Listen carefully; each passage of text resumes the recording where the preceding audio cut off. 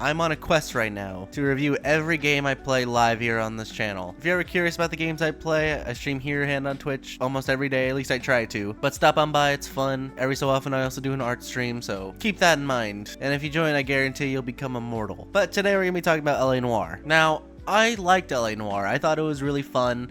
I think it's a very unique concept with the whole idea of playing a detective in the 40s, going up to people, just being an absolute asshole to them and accusing them of smoking in front of a preschool or something. It's awesome. It's a fun game. It's a little long, granted, but it is a Rockstar game, so that's to be expected because they made, GTA and Red Dead. It's a very story-driven game with a big plot. Just to give you the synopsis, you're a Marine named Cole Phelps, and he's a cop for the city, and then he moves up to detective, and he goes up the branch to try and find the corruption of this city, which there's a lot of it. I don't think I've ever seen a sane, normal person whenever I was interviewing them or driving on the streets of the city. Basically, the whole premise of the game is it's divided into 4 sections. So you have your traffic cop, your homicide detective, your administrative vice, which is your drug dealers and such, and then your arson cases, so your house fires. So you go through all of those and you go into houses, you go into different areas where there's potentially a body or a break-in, something that happens with a crime,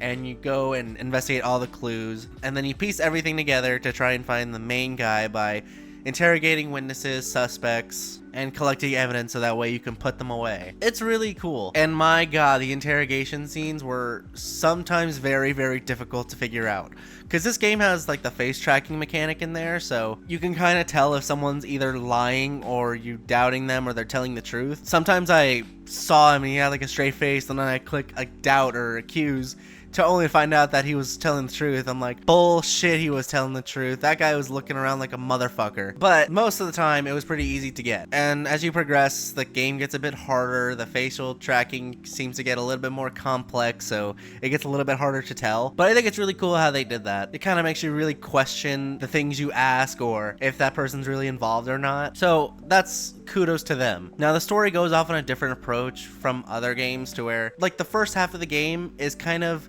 irrelevant, I would say. I know it's like you moving up the ranks of the detective scene and going up to bigger and better things. So that's part of it, but there's also stuff like hidden newspapers around that tell you a bit more of the main story that's happening as it unfolds. So you're completely oblivious to it until you get to the second half of the game where you're in the advice section, and then it starts really picking up to where you start dealing with the main cause and you start trying to unfold what's happening. I thought that was kind of cool. I think in my opinion though, sometimes the cases were going a bit longer than I would like them to, just because I was trying to get through the story as much as I can. Because usually what happens when I got to advice, I was kind of wondering, okay, where is this going now? Stuff's gonna start taking a shift, so I gotta like follow along with the story a bit more.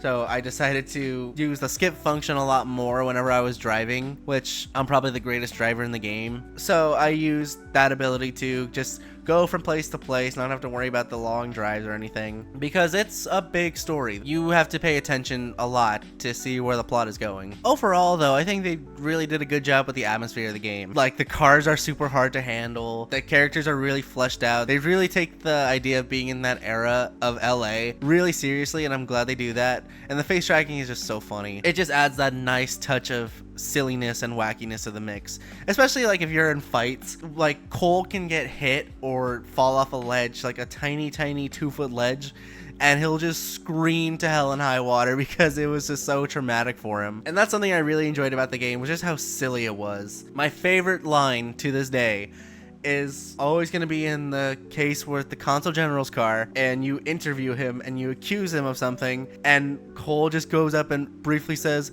"You fuck young boys, Valdez." That's the funniest shit ever. We do a lot of presuming here in the United States, Consul General. It comes Okay, with the turf. I have to lie here.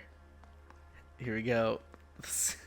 The greatest line ever spoken in games. You fuck young boys, Valdez. Oh. Are you a madman? This will cause an What a great international line. incident. Perfect delivery. Oh, he's so awesome. You fuck young boys, Valdez. It's just completely out of left field. It's so wacky. It's goofy. It's so fun. But I really had fun playing this game. It kind of got a little dragged on at the end there for me, but we got there eventually, and it was just honestly such a fun time. I would definitely recommend you play it if you can. If you don't like longer games, then maybe this isn't for you, but it's a fun game. It still holds up pretty well considering being like over 10 years old now. I think almost 20 years now. Who knows? But yeah, other than that, that's pretty much it for me. I just wanted to talk about this because I thought it was a fun game. Look forward to the next one. Tonight I'll be doing an art live stream, so we'll talk about what future games I'll play then. So let me know what y'all think on that. Thanks for watching. Hope y'all enjoyed. I'll talk to you later. See ya.